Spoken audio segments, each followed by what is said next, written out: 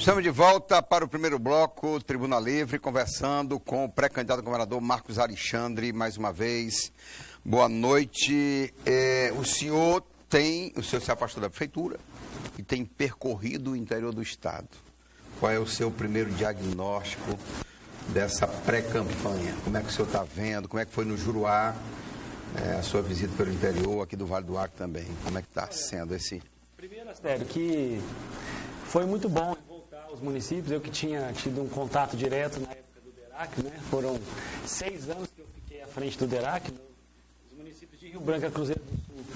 Nós tivemos um trabalho em Sena Madureira, com a ponte do Caeté, em Mané Urbano, com a ponte do Purus, Feijó, Tarauacá, Cruzeiro do Sul. Tinha tido um trabalho no planejamento também, então a presença no último verão, 2011, eu tinha ido a Cruzeiro do Sul 44 vezes de carro. Mas eu nunca fui para aparecer, eu fui sempre para trabalhar. Tem diferença, né? Então, nem imaginaria que seria exatamente, candidato a prefeito de Rio. Então o retorno foi bom, rever os amigos. Agora, é claro, a gente tem um momento delicado da política, isso é notório, então as pessoas, elas estão um pouco...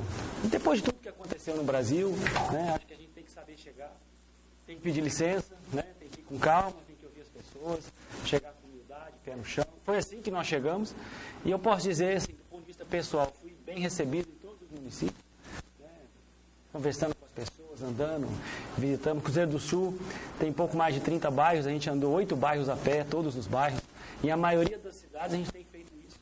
E tem sido boa receptividade. Tem visto realidades diferentes, né? Municípios vivem realidades diferentes, e aí isso nós vamos ter que tratar depois, quando for construir o nosso plano de governo, que é o que está em andamento hoje. Né? Marcos, você acabou de dizer que seu plano de governo está em andamento. No Brasil e no Acre, nós temos inúmeras prioridades. Mas a gente costuma dizer sempre aqui, né, Narciso, que tem muitas prioridades e acaba não tendo nenhuma. Eu perguntaria o seguinte: qual a sua principal prioridade a nível de administração na eventual vitória? Olha, Osmir, nós temos uma situação hoje que preocupa, que é o déficit previdenciário. Né? O déficit previdenciário do Estado hoje não é pequeno. Nós temos aí cerca de 35 milhões de reais todo mês, que é retirado hoje, né? É um aporte, né? Que é aportado, já que o fundo previdenciário já não suporta mais os pagamentos. Então, a única solução que a gente tem para isso, porque você não pode vincular nenhuma receita, nenhum imposto, nenhuma taxa para alimentar o fundo, é crescer a base econômica. Então, claro que nós temos prioridades do dia a dia da gestão, então a gente ouve sobre investimentos na saúde, a questão da segurança que está colocada aí para o Brasil todo, mas a prioridade, a meu ver, tem que ser o crescimento econômico.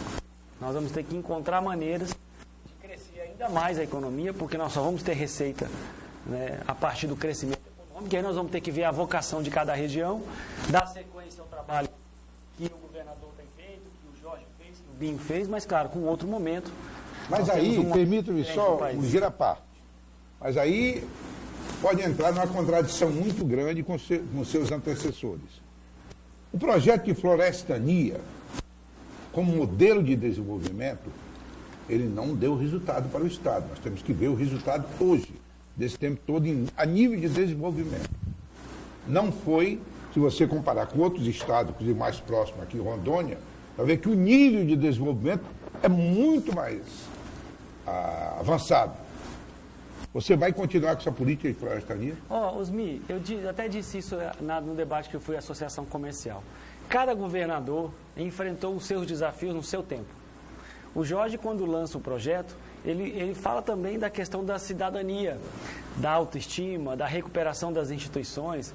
Era mais do que um projeto só voltado para a economia, era um conceito que se tinha, onde o Estado volta a funcionar, e a gente sabe como o Jorge recebeu o Estado naquele período.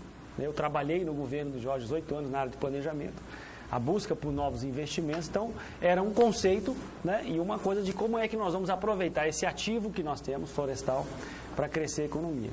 Mas o que eu posso dizer é que cada um fez a seu modo, no seu tempo.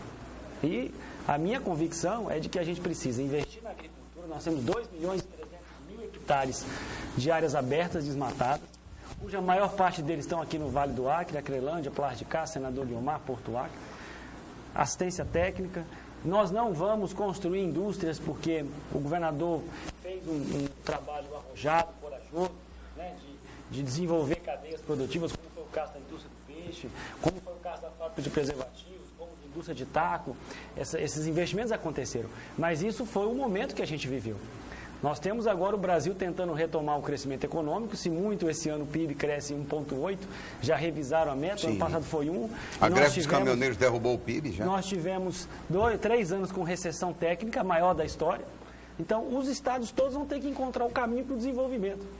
E a visão que eu tenho não é a visão romântica, é uma visão mais pragmática, desenvolvimentista, de que a gente vai ter que aproveitar todos os nossos ativos, conhecimento, buscar tecnologia, com base em tudo que foi feito. Eu não estou negando o passado, não, muito pelo contrário, de que muito investimento foi realizado e o governador Tião Viana foi um dos que mais investiu nesses últimos 8 anos na agricultura.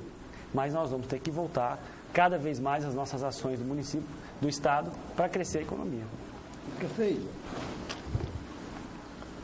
Eu começo dizendo que assina embaixo a sua preocupação.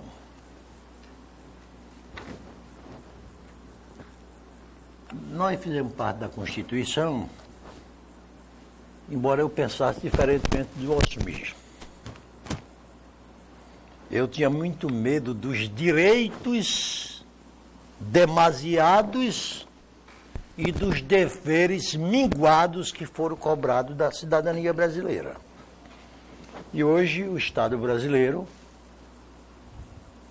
e naquela época alguns dos mais sábios constituintes já chamavam a atenção que com aquela Constituição que nós estávamos aprovando, nós tornaríamos o Estado brasileiro ingovernável. E você chama atenção para o assunto que eu acho de fundamental importância, que é a questão previdenciária.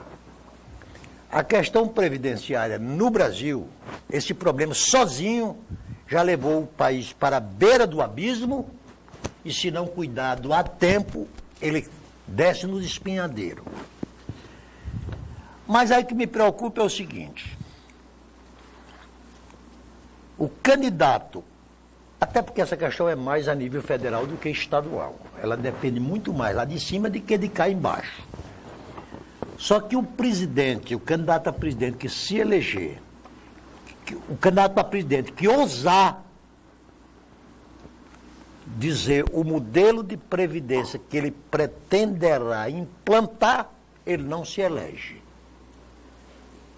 O que se eleger vai implantar um modelo que não satisfaz a maioria dos brasileiros.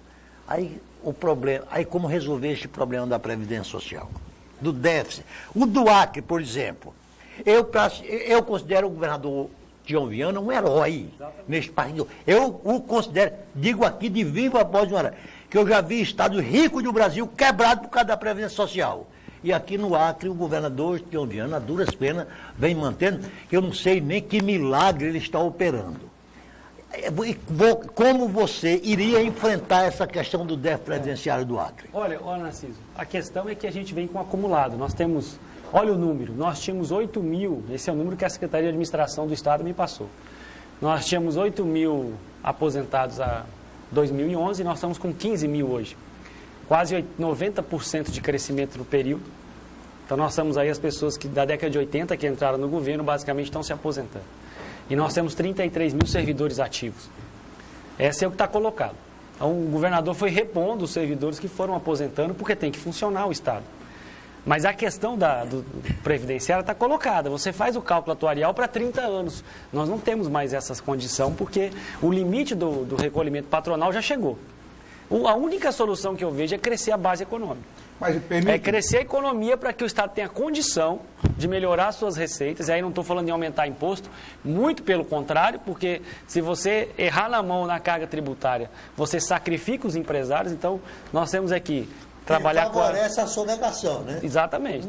Inclusive, então, sempre trabalhar com eficiência na gestão, cada vez mais, e melhorar ainda mais os indicadores econômicos. A eficiência passa pelo enxugamento da máquina, que se fala muito no excesso de carros comissionados. O senhor tem essa ideia? A gente também não pode fazer um debate assim, superficial, porque às vezes você promove corte, que o efeito prático é muito pequeno. Claro que a eficiência é necessária. Eu dou um exemplo da presença do Estado nos municípios. Você tem lá o escritório da CEAPROF, o escritório do IDAF, aí você tem o escritório da CEAP, aí você tem o escritório do IMAC. Talvez, se a gente tivesse a condição de otimizar e ter um espaço onde todo o governo se reúna para prestar o serviço à população, talvez essa fosse uma medida mais eficiente do que você excluir uma secretaria ou outra. Que também ter 23 secretarias no Estado, como o nosso pequeno, eu acho um excesso. Nós vamos ter que estudar o tamanho do Estado e ajustar o tamanho do Estado para a realidade econômica que nós estamos vivendo. Mas isso é algo que tem que ser feito pensado, de maneira organizada, com planejamento, porque senão você pode fazer algum tipo de mexida que não vai ter efeito, Osmir. Mas olha, na questão previdenciária que o Narciso abordou e eu também, e você, o governo de São Paulo encontrou uma solução, claro, para o futuro. Qual foi a solução? Criar a previdência complementar. O funcionário que entra após a aprovação da lei da previdência complementar, ele vai se aposentar, seja ele que for, juiz, procurador, promotor, que são os maiores salários do país, eles vão se aposentar pelo salário do INSS. Ah, mas eu ganho mais. Então vai para a lei complementar. E o governo de São Paulo está permitindo também, é claro que Estado como o nosso não teria condições financeiras de montar uma previdência complementar. Basta mostrar o ato de previdência. Mas eles estão aceitando a adesão de outros estados. Por exemplo, para o governo de São Paulo, já tem Maranhão e mais 2 estados já aderiram a esse programa. Claro, ele não resolve o problema de imediato, mas ele resolve o problema para as aposentadorias futuras. Né?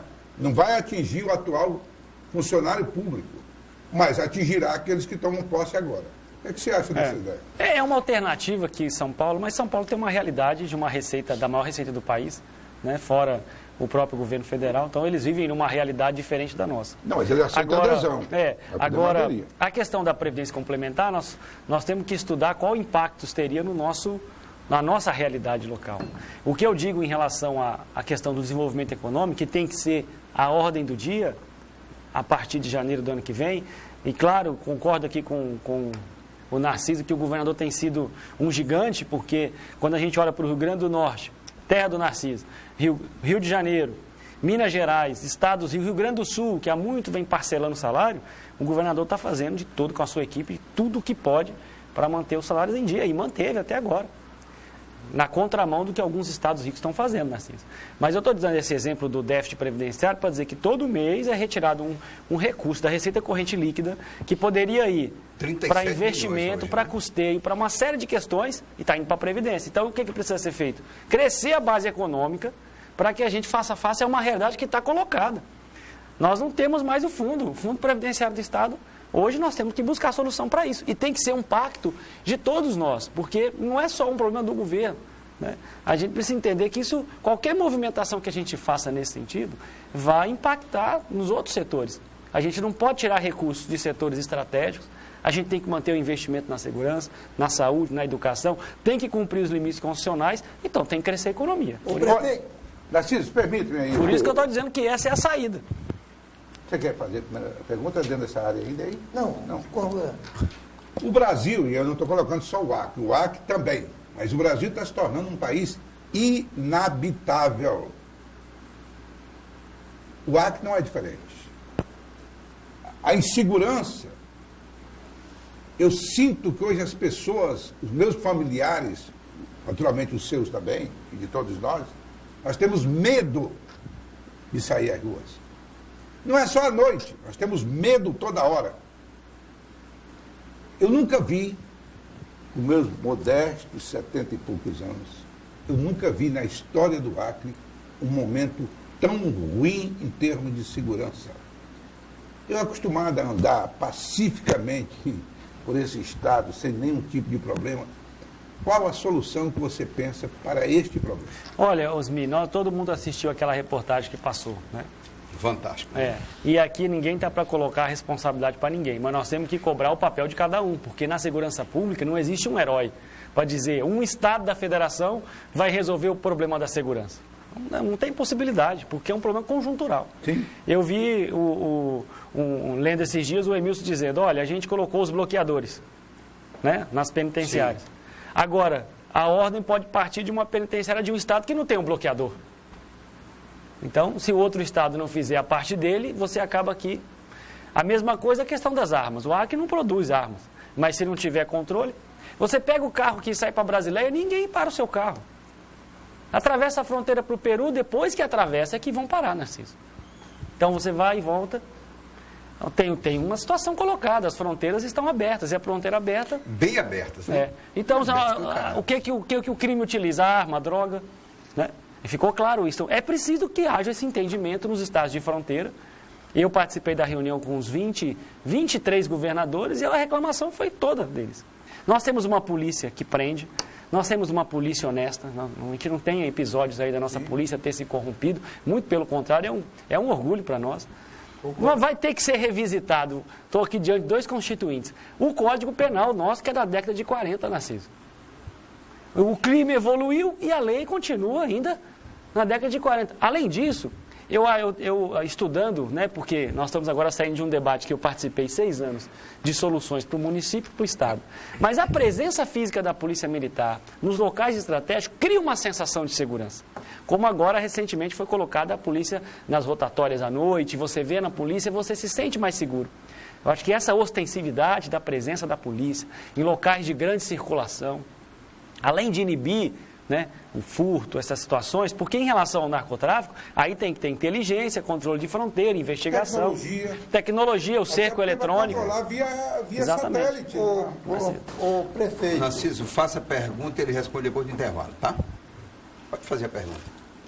Prefeito Marco Alexandre, houve no domingo último uma eleição para governador do estado do Tocantins. Me parece uma coisa absolutamente ridícula fazer uma eleição direta. 4 meses depois vai ter outra. E só numa republiqueta como o Brasil, só numa democracia escrachada como a nossa, isso é possível. Capenga, como é que diz? Fuleira. Fuleira. Pronto, uma democracia fuleira. Aí eu pergunto. Depois que eu estou mais elocubrando, pensando. Tu tá elocubrando? Essa é a idade. 51% dos eleitores não compareceram para votar.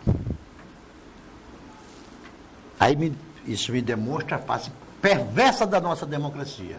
É que o povo não está mais nem usando o poder de voto. Desencanto. Do desencanto. Eu acho até que as pessoas podem chegar para você olhar para o cidadão Marcos Alexandre, para o pai Marco Alexandre, para o amigo Marco Alexandre, uns lhe achar simpático, outros lhe achar bonito, outros lhe achar agradável. Mas quando olha para o político Marco Alexandre, será que essa simpatia também é transferida? Ou o fato de ser político já exerce uma repulsa? E se o senhor sentiu isso na sua última viagem para o interior? Depois do intervalo. Vamos responder. Depois do intervalo, vamos para o intervalo, a gente volta já, conversando aqui com o pré-candidato a governador pela Frente Popular, Marcos Alexandre. Voltamos já.